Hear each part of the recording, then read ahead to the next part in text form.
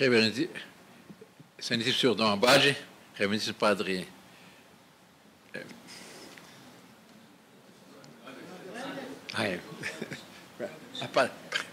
padre Anderson Batista da Silva, meu caro sobrinho, Dom Gabriel, minhas senhoras, meus senhores, meus caros monarquistas. Eu serei necessariamente breve, porque o tempo já vai correndo e ainda temos a distribuição das lembranças. Nós tivemos um dia cheio. Cheio no sentido de que foi um dia muito denso, com palestras muito importantes, no qual se ressaltou um aspecto da realidade que não havia sido possível ressaltar, insistir nos encontros anteriores, que iniciou-se com o professor Ibsen Noronha falando exatamente da sacralidade da monarquia.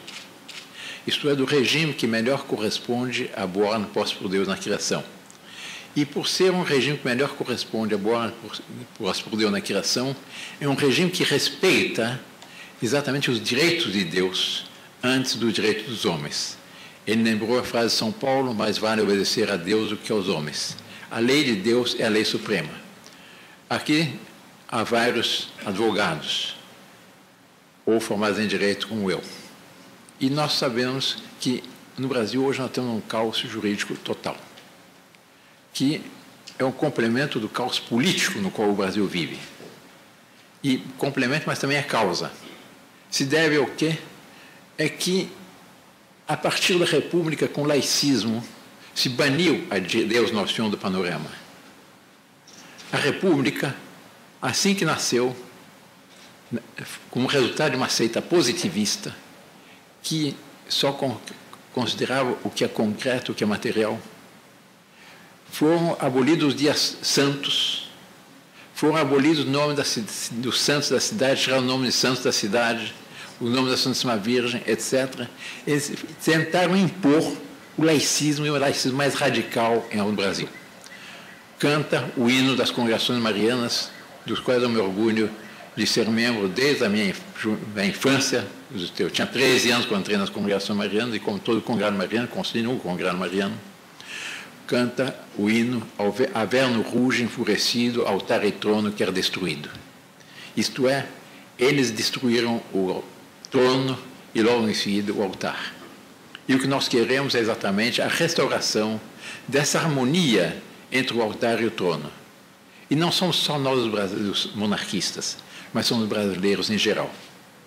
Quando os brasileiros afirmam nas ruas, não só nossa bandeira verde e amarela jamais será vermelha, mas quero o meu Brasil de volta, os brasileiros têm, talvez não aqui, mas aqui na nuca, a ideia que o Brasil é um país abençoado por Deus Nosso Senhor, é um país que tem um futuro grandioso que lhe é reservado nos planos da Divina Providência, é um país que deve voltar a respeitar a boa ordem posta por Deus na criação, deve voltar àquele regime que resultou das nossas tradições, da nossa origem, desse país abençoado que teve como primeiro ato de sua vida pública, como primeiro monumento, uma Santa Cruz, como primeiro ato de sua vida pública, uma Santa Missa, ocasião em que, pela primeira vez, esteve em nossa pátria com seu corpo, sangue, alma e divindade, por ocasião da consagração na Santa Missa, ao próprio Filho de Deus, a nosso Senhor Jesus Cristo,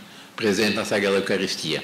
Mas é esse Brasil que os brasileiros querem de volta.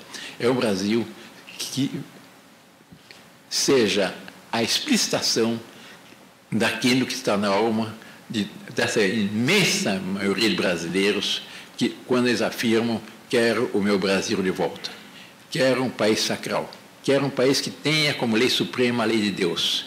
Em consequência disso,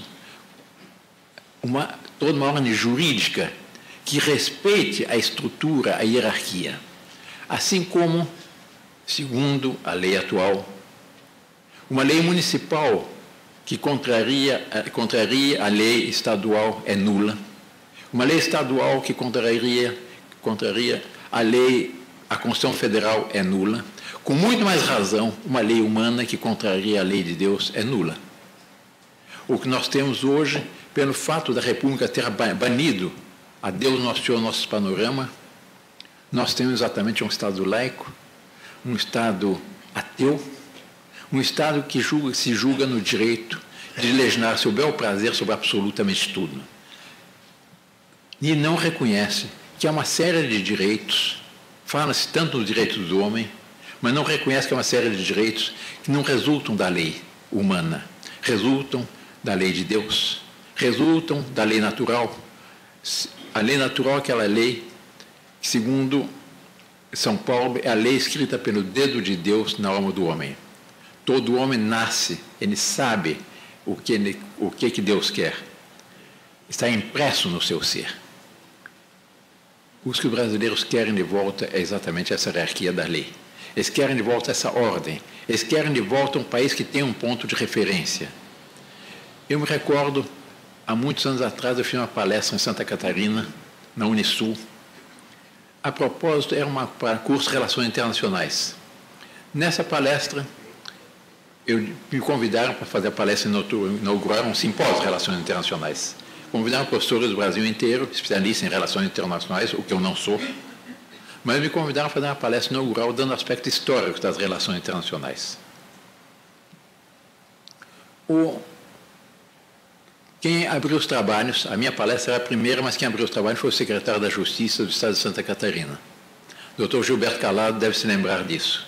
Ele está aqui presente, o Dr. Gilberto Calado, que é corregedor de Justiça de Santa Catarina. Ele foi ele que teve a bondade de me acompanhar. E o secretário da Justiça fez um elogio ditirâmico da globalização, na sua abertura. Seria uma panaceia que resolveria todos os problemas do mundo. De Florianópolis, Brasil, Santa Catarina, Florianópolis, Santa Catarina, Brasil e do mundo. Era preciso globalizar. Eu não estava muito contente com uma coisa que tinham feito, subiu um pouco o sangue à cabeça, e comecei minha palestra lembrando um dito francês, que diz: estar no vento é o ideal da folha morta. Eu não estou no vento. Eu afirmei, estar no vento é a folha morta. Eu não estou no vento. Sou categoricamente contra a globalização. E sou contra a globalização não pelas razões que dão esses baderneiros que fazem baderna em todos os congressos internacionais, nem tampouco que está se criando a pior tirania da história do mundo, pior que a tirania de Hitler ou de Stalin, porque pelo menos na tirania de Hitler ou de Stalin se conhecia o bigodinho, o bigodaço do tirano, mas é uma tirania anônima. E uma tirania de um parlamento europeu, agora, mas que no fundo é as Nações Unidas, que querem impor uma agenda que seja o repúdio completo da boa ordem pós-poder na criação. O repúdio completo do direito natural, que se julga no direito de legislar sobre absolutamente tudo. A ONU quer impor o aborto, quer impor o casamento entre pessoas do mesmo sexo, quer impor agora, é uma agenda internacional, não é só no Brasil, a ideologia de gênero, quer impor as maiores barbaridades. A gente vê que é uma conspiração anticristã. Mas, e aí eu continuei a palestra, fazendo referência, aí expliquei o que é a lei natural, o que é o direito natural. Viver é relacionar-se. Qual é a condição de verdadeiro relacionamento? A única condição de verdadeiro relacionamento, possível verdadeiro relacionamento, é o da caridade cristã, isto é, do amor de Deus sobre todas as coisas, o amor ao próximo como a si mesmo, por amor de Deus. Eu tenho que ver no meu próximo um irmão em nosso Senhor Jesus Cristo. É um filho de Deus como eu. E depois eu expliquei daí quais são as edições para o plano socioeconômico, plano cultural, etc., etc., dessa realidade. Logo depois, um professor que tratou de um aspecto absolutamente técnico de relações internacionais. E em seguida houve debate. Qual não foi uma surpresa que praticamente todas as perguntas vieram para mim? E nenhum contra. Eu mesmo fiquei perplexo. O Dr. Gilberto Calado, que me acompanhou, disse: bom, depois dessa trombada no secretário da Justiça, vão apedrejar o príncipe. Depois fomos jantar com o reitor, com a diretora do curso de Relações Internacionais, e ela disse uma coisa que me marcou muito. Ela disse: esses jovens estão completamente sem rumo. Isso faz alguns anos atrás. Eles estão com curso de Relações Internacionais, como poderiam estar em curso de Direito, de Economia, de Engenharia. Eles estão sem rumos. Aí, vou usar uma expressão para dizer exatamente o que eu penso, caiu a ficha. Porque eu estava, o que está acontecendo? E aí eu explicitei. É que eles estão sem absolutos. Eles estão como um náufrago à procura de um farol, à procura de uma orientação. E aí também uma realidade. Deus Nosso Senhor, na sua infinita sabedoria, pôs na alma do homem uma necessidade de um absoluto. O único absoluto verdadeiro é Deus Nosso Senhor. O homem sabe que Deus existe. Tem muita gente que diz, eu sou ateu graças a Deus. Quer dizer, todo mundo sabe que Deus existe. E nesse caos republicano, a juventude está à procura de um absoluto. E aí está a causa, a razão pelo qual, hoje, os movimentos monárquicos têm força, sobretudo na juventude. Existem os monarquistas da velha guarda que mantiveram a chama monárquica heroicamente durante todos esses anos, mas o dinamismo, o futuro, está exatamente nos jovens. E aqui nós temos, creio que talvez a metade do auditório são jovens. O que os republicanos diziam, que não, a monarquia é uma coisa do passado, uma coisa ultrapassada, nunca mais. Nós dizemos, nunca mais? Venha um congresso monárquico para ver. E quando uma vez me perguntaram, não, mas voltar à monarquia é uma velheira? A república sim é que é nova? Eu disse, não, a república sim é que é velheira. Uma utopia inventada por Platão, muitos anos antes, muitos séculos antes de Cristo, e que nunca deu certo. O próprio Platão, na sua penúltima carta, refutou a sua obra A República, só que os republicanos nunca dizem. Então, o que nós vemos hoje é o despertar desse sentimento monárquico, o despertar dessa aspiração, a apetência dessa ordem que resulta da boa ordem posta por Deus na criação, abertura para isso.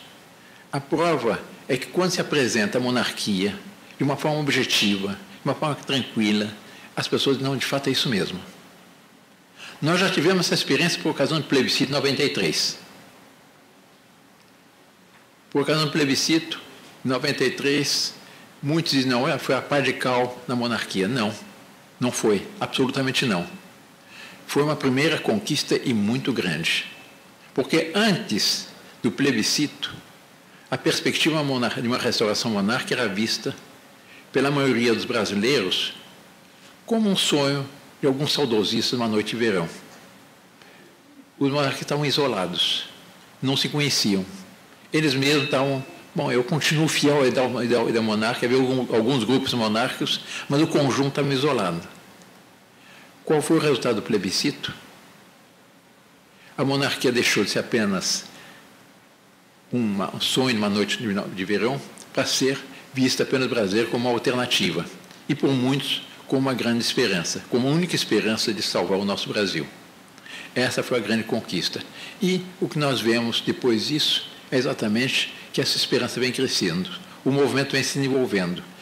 Nunca o movimento monárquico esteve tão vivo quanto hoje em dia. Naquele tempo, no plebiscito, há 23 anos atrás, de fato, se tivesse havido igualdade de condições, o resultado teria sido outro. Porque em todos os debates, praticamente todo debate, nós enfrentamos pé de igualdade aos monarquistas, aos republicanos, fazia-se um plebiscito simulado e vencia a monarquia. Eu me lembro, meus irmãos e eu, vários monarquistas também, nós fizemos palestras por todo esse Brasil, para todos os elementos possíveis e imagináveis. Eu, naquela ocasião, falei até para o PT. O PT era nascente naquele tempo. O fato é seguinte, no fim, eu tinha a maioria do meu lado. E num coquetel que houve, naquele dia tinha falado para o PT e o PFL. O PFL depois surgiu, se fundiu com outros, o PSDB, etc. Acabou, mas era um partido que era assim, mais a favor da livre iniciativa. À noite, tinha um coquetel no hotel, que foi em Cuiabá, Estavam lá petistas e PFListas e os monarquistas todos confraternizando em torno do quê? Do ideal da volta ao regime monárquico. Quer dizer, quando se apresenta essa boa ordem, posse por Deus na criação, de uma forma corajosa, objetiva, com exemplos concretos, acessíveis, as pessoas dizem, não, é isso mesmo. Porque, de fato, a boa ordem, posse por Deus na criação não é republicana, é monárquica.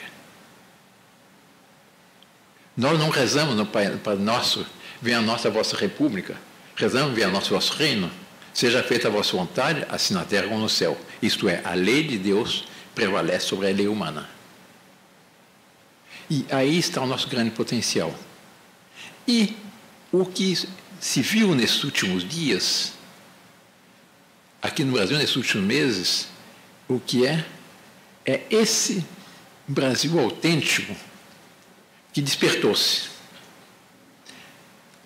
Todas as pesquisas no Brasil mostram que o Brasil tem um viés conservador, mas os conservadores estavam um tanto inibidos. Havia uma certa prepotência de um partido que, a exemplo da semelhança do nazismo na Alemanha, tinha uma agenda de impor uma verdadeira ditadura. Fala-se muito, os jornais, a imprensa, falam anos de chumbo, período militar, etc. Sem entrar no mérito da questão, ditadura, não ditadura, período militar, não período militar, o fato é que a ditadura do PT era muito pior do que o que eles acusavam os militares. Porque nos tempos militares nós tínhamos liberdade. Havia um certo respeito. Não havia essa corrupção. E não havia, sobretudo, um partido que tinha na sua agenda oficialmente a intenção de fazer do Brasil o contrário que os brasileiros querem, que é um país socialista. Isso estava dito, foi dito claramente pelo José Dirceu no seu discurso de posse como ministro da Casa Civil, e depois, numa entrevista pelo próprio Lula, numa entrevista ao jornal espanhol El País, em que ele diz, eu tenho essa entrevista, posso mostrar a quem quiser, eu posso dar uma cópia, em que ele diz, textualmente, ele subiu, graças, me permitam os sacerdotes aqui presentes, graças à esquerda católica, às comunidades eclesiais de base. Não tivesse sido a comunidade eclesiais de base, o apoio que ele teve da esquerda católica, de uma parte da CNBB, ele não teria subido. Isso ele reconhece textualmente. De que de esquerda tem muito, e de católico tem muito pouco. Se é que tem alguma coisa. Porque, na realidade, a esquerda católica faz parte dessa seita comunista. Mas nós temos um governo que subiu com essa intenção. E se nós quisermos ver o denominador comum de tudo que o PT fez durante esses 13 anos, foi uma destruição sistemática de nossa civilização cristã. O Sepúlveda da Fonseca, de manhã, expressou isso muito bem. Ele mostrou os vários pontos em que o PT foi destruindo, mas o denominador comum era sempre o mesmo. Aquele que mais destrói a civilização cristã, mais se opõe à boa ordem posta por Deus na criação. O que nós vemos hoje? Uma reversão nesse quadro. Até alguns meses atrás, os petistas têm aquela prepotência. Invadiam fazendas, invadiam os prédios públicos, cortavam as estradas e ficavam por isso mesmo. Vinha a polícia, apartava, mas ninguém mexia nada. Agora, a situação mudou. Sobretudo depois do dia 13 de março, que foi o grande despertar do Brasil. Eu dou apenas 3 exemplos para ver como a situação mudou. Até algum tempo atrás, 4 exemplos. Em Florianópolis, algum tempo atrás, um grupo de sem terras invadiu na própria ilha de Florianópolis, os catarinenses aqui presentes, na ilha de Nossa Senhora do Desterro. Eles odeiam a Floriano Peixoto, os catarinenses. Na ilha de Nossa Senhora do Desterro, invadiram um terreno. A própria população os enxotou. Tinham que sair correndo. E teve que a polícia que proteger, mandar ônibus, senão eles seriam linchados. Agora, recentemente, no Rio Grande do Sul, eles anunciaram, depois do impeachment, se houver um impeachment, nós paramos o Brasil, incendiamos o Brasil, etc. Onde é que está o incêndio? Os petistas do pessoal do MST cortou uma estrada. Em certo momento, em um engarrafamento, vários caminhões, o que aconteceu? Os caminhoneiros desceram, deram uma surra no pessoal do MST, puseram todo mundo para correr. Se não tem sair petista voando para todo lado. No Paraná, fizeram uma outra. Cortaram na saída do pedágio, puseram uns tantos carros desse pessoal sem terra, que são pobres, miseráveis, etc., mas todos têm automóveis, tem a Hilux, tem umas caminhonetes grandes, etc. Fecharam a estrada na saída do pedágio. Veio um ônibus, mas um grande, um pouco velho. Talvez alguns aqui presentes tenham ter visto o vídeo. Arrebentou com os automóveis, passou, destruiu tudo. E assim há houve uma série de fatores. O que aconteceu no Brasil? Houve um despertar do Brasil autêntico. Os brasileiros não querem o meu país de volta. Eles não suportam mais os petistas. Eles perderam a batalha das ruas e perderam a batalha das redes sociais. Até algum tempo atrás, com a grande imprensa, havia uma apenação da grande imprensa, que essa sim tinha censura, até hoje. Com as redes sociais, eles perderam eles não têm mais capacidade de censurar. E o ideal monárquico, o ideal do Brasil verdadeiro, por assim dizer, se projetou e surgiu em toda parte. A tal ponto que essas manifestações foi uma coisa interessante, porque é bom lembrar, as manifestações começaram como? Provocadas pelo governo. Foi o Gilberto Carvalho, chefe da Casa Civil, da presidente Dilma, que iniciou, a pretexto de 20 centavos, para criar um clima de convulsão nacional, para conseguir a convocação de uma nova constituinte, para adaptar a atual lei à agenda socialista deles. Mas o que aconteceu? Em certo momento, as populações saíram, não para protestar com os 20 centavos, mas para protestar contra o governo. Até que chegou o ponto em que, em São Paulo, isso ainda foi em 2014, os petistas, vendo que estavam perdendo a batalha das ruas, resolveram fazer uma onda vermelha. Foram literalmente enxotados.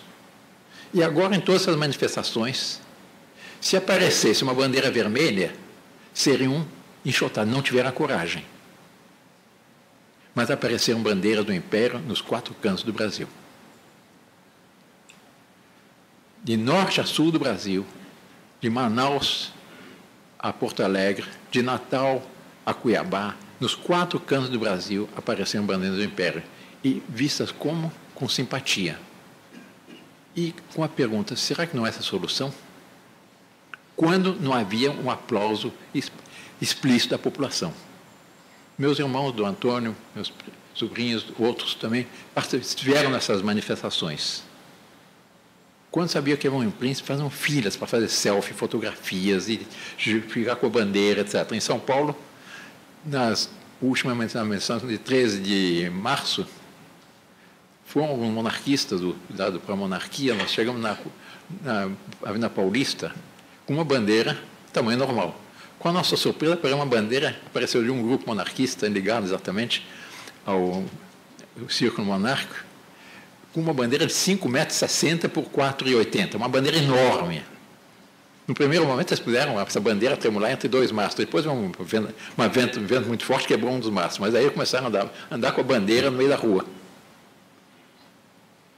E todas as pessoas vendo com simpatia, não com aplausos. O que é o Brasil autêntico voltando à superfície.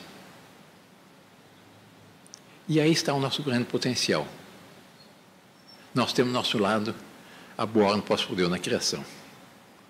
Há uma frase de um pensador católico, pensador do início da cristandade, infelizmente não morreu bem, Tertuliano. E tem aquela frase que todos conhecem, o sangue de Marte é semente de cristãos. E tem uma outra frase que eu gosto mais. Essa é muito boa, mas a outra, para mim, me fala mais. Ele diz Tertuliano, em latim, alma humana naturalmente cristiana. A alma humana naturalmente cristã, é cristã. Quer dizer, o homem é uma criatura de Deus. E Deus nos revelou uma religião. E não pode ser que essa religião não coincidisse exatamente com a psicologia do homem. Deus, num ser infinitamente sábio, se na religião que nos revelou houvesse qualquer contradição com a psicologia do homem. Então, esse aspecto profundo da psicologia do homem joga a nosso favor. O homem tem a apetência da sacralidade, tem a apetência do maravilhoso. No fundo, o homem tem saudades do paraíso que ele foi expulso pelo pecado original. E qual deve ser nossa mensagem? A mensagem deve ser pregar exatamente essa boa ordem, a restauração dessa boa ordem sacral, dessa união, essa perfeita colaboração, essa troca de mútuos ofícios entre a sociedade espiritual e a sociedade temporal, entre o altar e o trono. Essa deve ser a nossa mensagem, porque é a condição única da restauração no Brasil. Não adianta uma Constituição que não tenha vista essa restauração. Porque se tira Deus do panorama como a República tirou, inevitavelmente se cai na tirania. Porque se não se considera a Deus, a ordem de boa posta por Deus, a lei natural, a lei divina, e se tira Deus do panorama, o centro é o homem. E aí nós caímos no domínio das tiranias. Há um grande cardeal francês, Cardeal Pie, foi um cardeal do século XIX, ele diz que ele mostra exatamente que, tirando-se a Deus o resultado do Estado laico, inevitável é a instabilidade, a mediocridade e a tirania. O que nós vimos no Brasil? Uma instabilidade completa, o domínio dos medíocres, porque o governo que nós tínhamos era um governo de medíocres, e a tirania republicana, completamente diferente das liberdades que havia nas antigas monarquias, em que havia essa harmonia nas várias classes sociais. Fala-se muito contra o absolutismo, fala-se contra Luís XIV. De fato, Luís XIV fez um erro historicamente. Ele não levou em toda consideração a nobreza e atraiu a nobreza para Versailles. Mas, no tempo de Luís XIV, segundo estudiosos franceses, há vários estudos muito interessantes que mostram que no tempo de Luís XIV,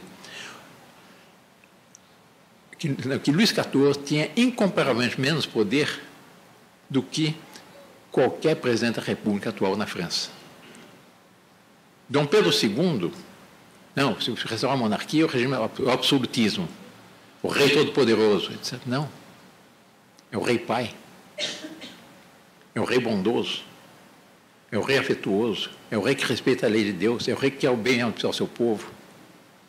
No alto de todas as coroas, há um símbolo, que é o símbolo mais conhecido da história, a Santa Cruz, Nosso Senhor Jesus Cristo. E que simboliza, em primeiro lugar, o reconhecimento que o rei tem, ou o imperador, no caso do Brasil, que há um Senhor ao qual tem que prestar conta, que é Deus Nosso Senhor. Há um juiz supremo, que ele deve respeitar. E que, respeitando, tudo se ordena, tudo se harmoniza. Em segundo lugar, é que deve estar disposto a sacrificar-se, a crucificar-se pelo seu povo. O rei existe em bem do seu povo. Eu me recordo com saudade do meu pai, seu avô. Nós morávamos numa pequena fazenda no norte do Paraná, 63 alqueires, paulistas, não alqueires mineiros ou fluminenses.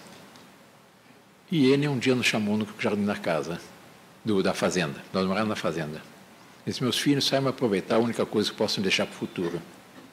Porque uma fazenda de 63 alqueires, dividido por 12, não faz a vida de ninguém. Mas eu tenho algo muito mais precioso a lhes deixar. Que é, em primeiro lugar, a fé católica apostólica romana. Em segundo lugar, uma boa educação. Em terceiro lugar, uma consciência de uma missão a realizar pelo bem no Brasil. Vocês nasceram para servir a sua pátria. Vocês não nasceram para gozar do privilégio de príncipes. O privilégio do príncipe é o sacrificar-se pela sua pátria, é defender a sua pátria.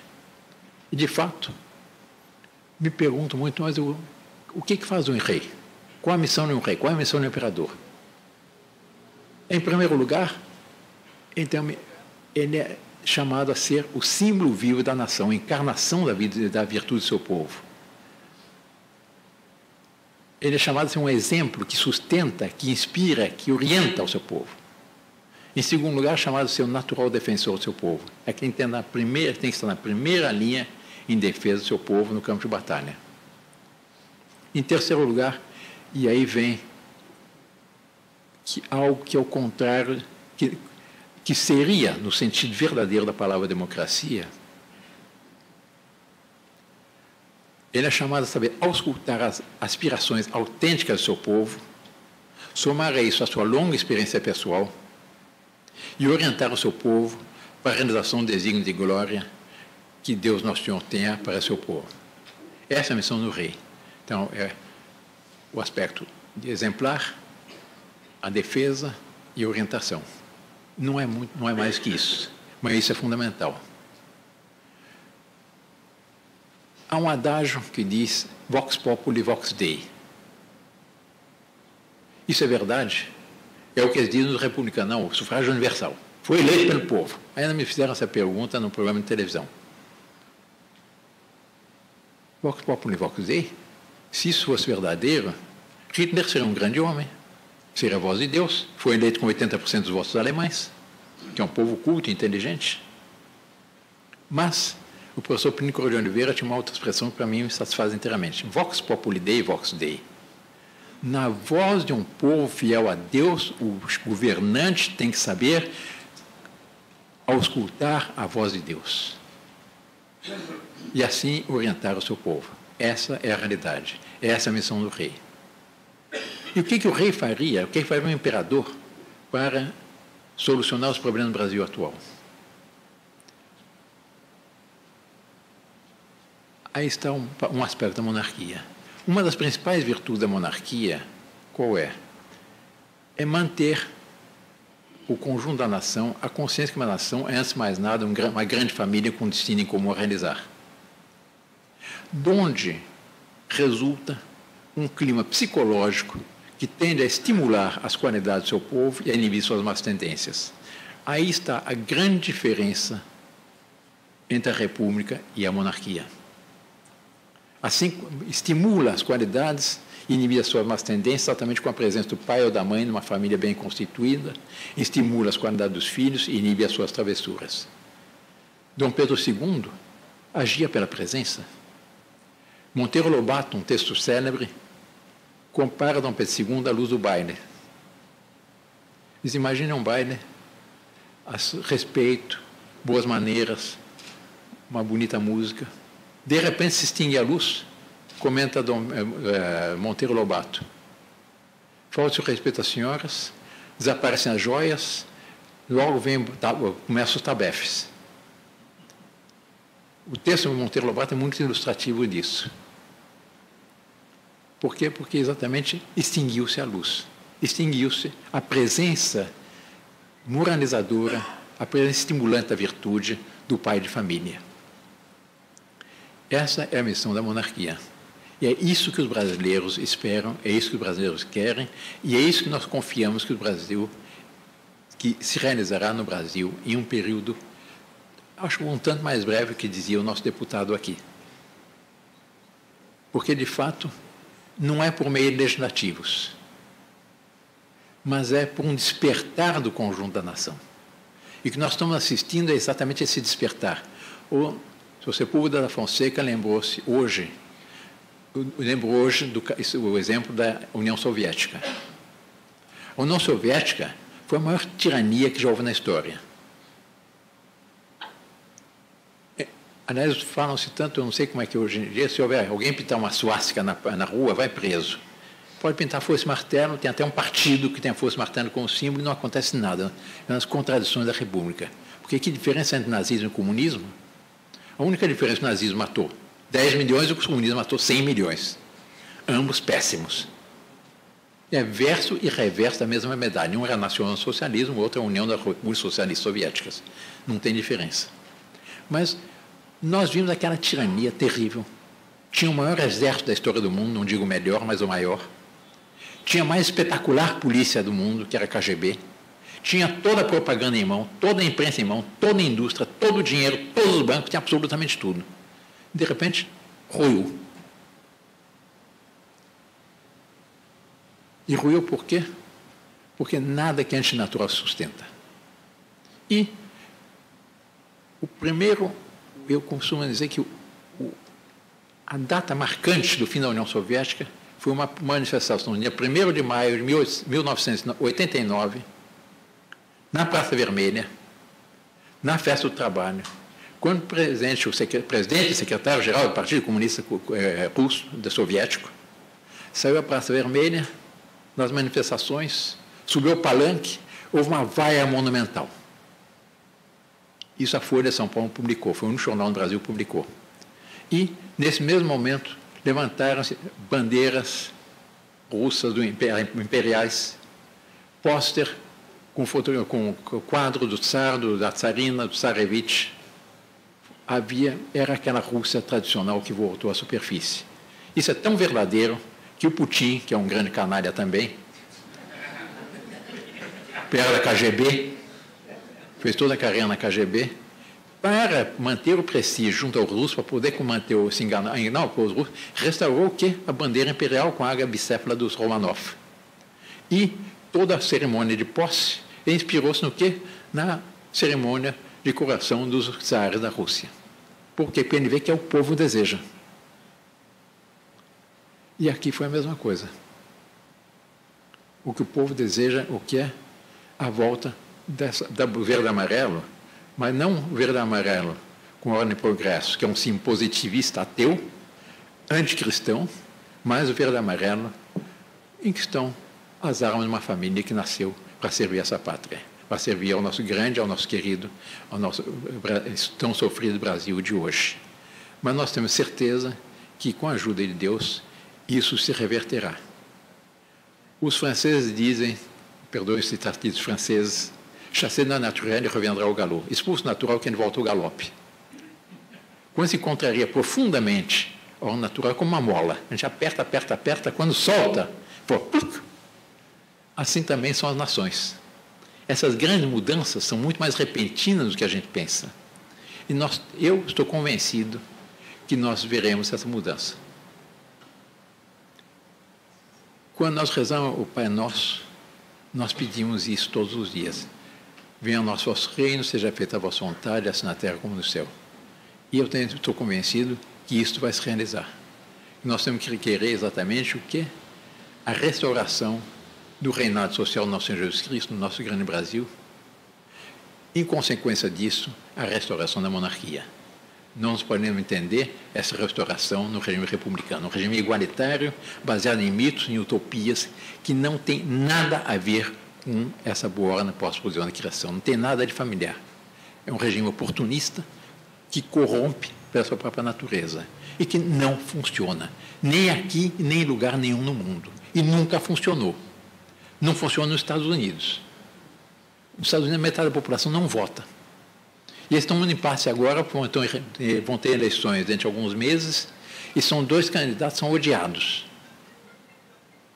E que não representam os Estados Unidos autêntico. E o que se vê nos Estados Unidos, mesmo lá, muita gente se diz, o grande erro da história americana resultou do fato de Washington, por ocasião da independência, ter imposto a república. Há vários cientistas políticos que dizem que a história dos Estados Unidos seria completamente outra se tivesse sido uma monarquia. O grande erro da história foi exatamente a República Norte-Americana. Não funciona nem aqui, nem lá, em lugar nenhum. Porque em todos os países a República foi de corrupção. Pelo contrário, as monarquias, sobretudo na medida que elas respeitam a lei de Deus, em que essa harmonia entre o altar e o trono, as monarquias garantem o futuro.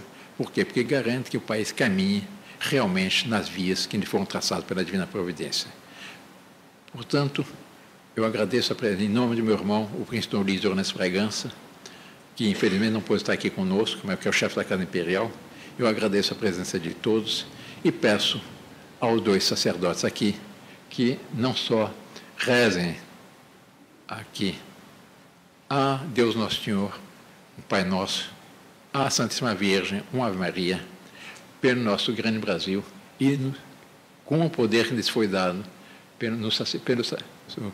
por nosso Senhor Jesus Cristo como sacerdotes de Deus, nos abençoe. Padre Anderson, por favor, junto com Dom Abade.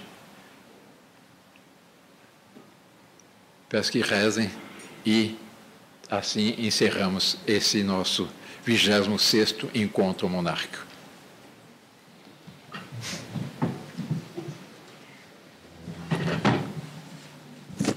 Então, Pai Nosso. Pai Nosso que estais nos céus, santificado seja o vosso nome. Venha a nós o vosso reino, seja feita a vossa vontade, assim na terra como no céu. O pão nosso de cada dia nos dai hoje. Perdoai-nos as nossas ofensas, assim como nós perdoamos a quem nos tem ofendido. E não deixeis cair em tentação, mas livrai-nos do mal. Amém. Ave Maria, cheia de graça, o Senhor é convosco. Bendita sois vós entre as mulheres, e bendito é o fruto do vosso ventre, Jesus. Santa Maria, Mãe de Deus, rogai por nós, pecadores, agora e na hora de nossa morte. Amém. Glória ao Pai, ao Filho e ao Espírito Santo. Assim como era no princípio, agora sempre, por todos os séculos dos séculos. Amém. Que a bênção de Deus Todo-Poderoso, Pai, Filho e Espírito Santo, desça sobre vós e permaneça para sempre. Amém. Está encerrado o nosso encontro.